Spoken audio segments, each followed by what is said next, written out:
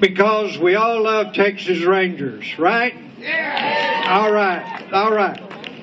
So let's don't lose sight of the function of tonight's event. This is a fundraiser for the former Texas Ranger Foundation, and Byron, our development director, will tell you more about that later.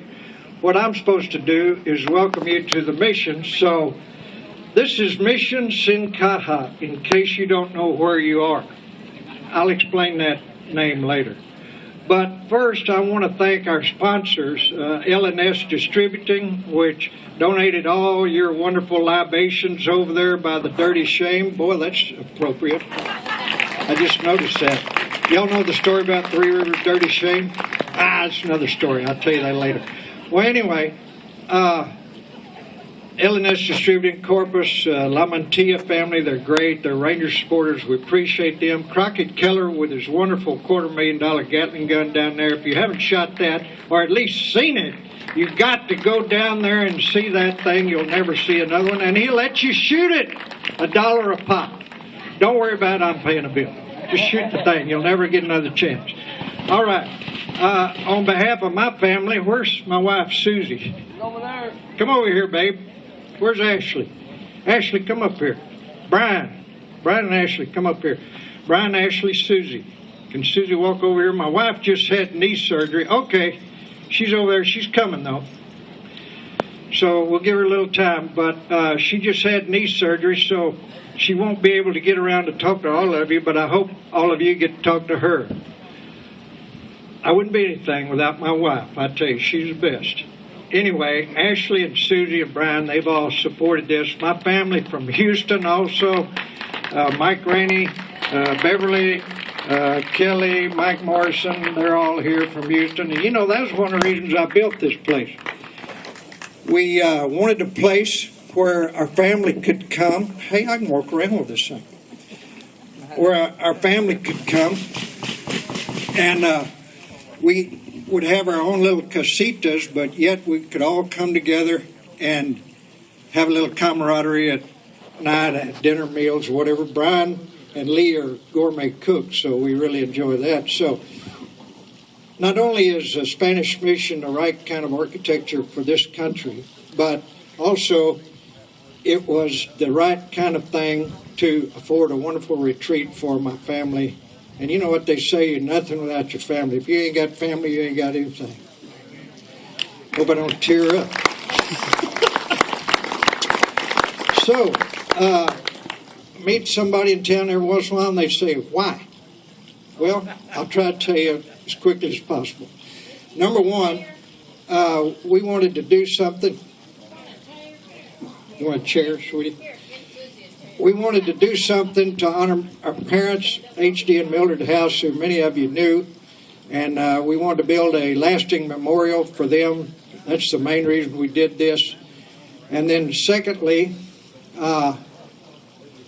we wanted to inspire people by the architecture and so forth to study history. And my vision for this place is to have a living history center here, where we have photography workshops, artist seminars, historians who come here and write, that sort of thing. That's probably a long way off in the future, but we've just finished this place, basically. So, Sin Caja is the name of this mission. Let's get that straight. How many Spanish speakers we got out there? Some of them. Okay, everybody knows what that means, right? Sin means without. Caja means box. Why would this place be named without a box? I'll tell you why. If you walk right down there about 30 feet after a while, you'll see a mysterious dark mesa on the horizon over there. And that is called Sin Caja Mesa. And the reason for that is recorded in Dobie's book, Coronado's Children. A caravan came from San Antonio to Laredo, going down that way, and had 30 donkey loads of silver. And they were attacked at that mesa down there, and there was only one survivor. A little 14-year-old boy had to bury all of his comrades without a coffin. So the name of the mountain became Without Coffin, Without Box, Sin Caja Mesa. 1984, Harry Murgatroyd, the English filmmaker came over here. We made a documentary over it, which we distribute to school children and so forth. But anyway, the last time a Gatling gun was fired in this country, you're only a mile from the Nueces River. I don't know how many historians we got out here, but I'm sure all of you remember that the Mexican War, fortunately, we won, so the boundary of Texas became the Rio Grande, not the Nueces, as the Mexican nation wanted it. If they had won the war, the boundary would be right there. You'd be a mile into the United States. Now, who was it that first engaged the Mexicans in what's called the Las Cuevas fight? This was in 1875, 137 years ago on the 19th of November. 137 years ago, another Gatling gun was fired right down there at the boundary because Lieutenant Leander McNelly is the only man that invaded Mexico twice, not once. He invaded Mexico twice. I don't know how you feel about today's foreign policy, but that guy knew how to do foreign policy. I'll tell you what happened. Not like Libya, okay? Anyway, the first time he took about 17 poor rangers across the borders chasing cattle that had been stolen from Captain King and other ranchers, and they chased him back to the river. And fortunately, members of the 24th Infantry and 8th Cavalry U.S. Army fired a Gatling gun and annihilated about 80 of the Mexican Army, plus General Juan Salinas. That kind of put a dent in their enthusiasm. So the next day, on November the 20th, this is amazing. This is a little 5'5" short, sawed-off Virginian that came to Washington County, Texas, became a Texas Ranger captain, and he's the guy we're honoring tonight, Leander McNelly. My dad told me that story about 50 years ago, and I became a Ranger fan on that day. Anyway, the second invasion, he and 17 other guys known as the Death Squad invaded Mexico for the second time. Can you imagine this? With 17 guys. Now, they're 17 against Mexico. This is the kind of traits and qualities that Texas Rangers have. And they received a telegram from the U.S. Secretary of War. Brian knows this, he just got out of the Marines. And the Secretary of War said, tell McNelly to get back over here on the United States and do not render him any assistance. And I want to know what he says to this. Well, McNelly, little bitty guy, but what he lacked in stature, he made up in heart. And let me tell you, he wrote back to the U.S. Secretary of War a telegram and said this: the answer is no. I will not come back until I get those damn cattle.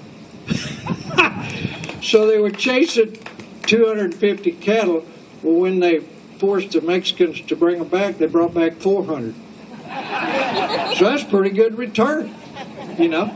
So anyway, that's McNelly. That's the guy we're honoring tonight. And the area between the Nueces River and the Rio Grande right over there is known as Nueces Strip. There's a fabulous book called Taming the Nueces Strip. If you hadn't read it, you need to read it. Anyway, that's about, I'm sorry I didn't say much about you two. Well, they just got married. Anyway, we're glad to have Brian in our family now, and Ashley. And you want to say something, babe? By the way, two things. This ranch is eco-friendly, so try to do your trash right. And the second thing, safety. Watch out for rattlesnakes, because there's a 6'9" rattler mounted down there in the bunkhouse, and you don't want to meet his brother out there. So don't go wandering too far. Here you are, babe.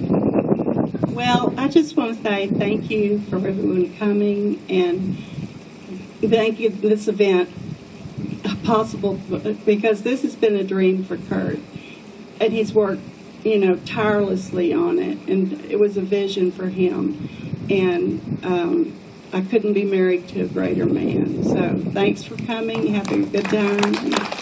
We just are glad you're here. Thank you. Oh, gosh, thank you.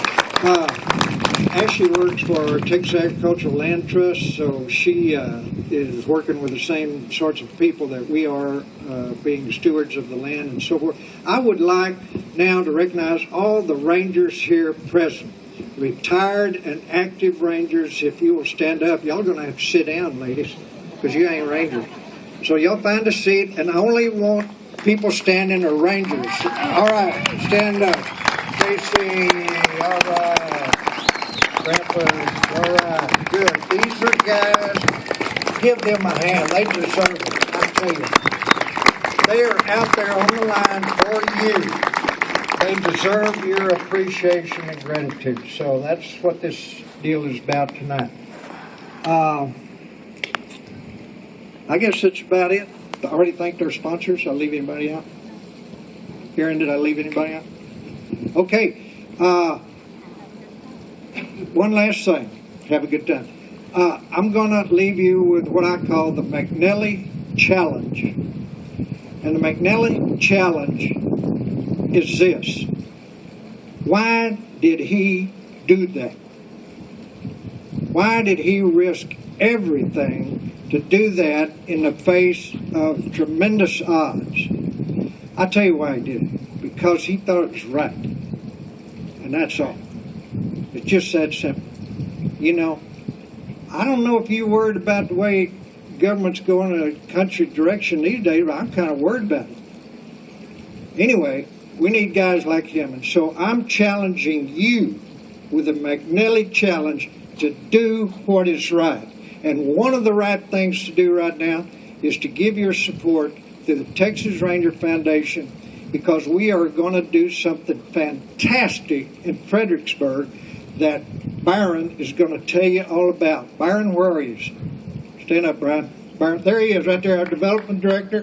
He's going to tell you all about what we're going to do, making a difference for the youth of this country, because right now they are not teaching more than about 8 minutes a week of Texas history in Texas public schools.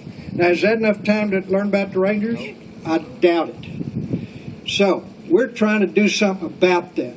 We want you to help us join with my family here, support the Texas Rangers, and so I'm challenging you with the McNally Challenge to do that. Thank you very much. Welcome. Have a good time.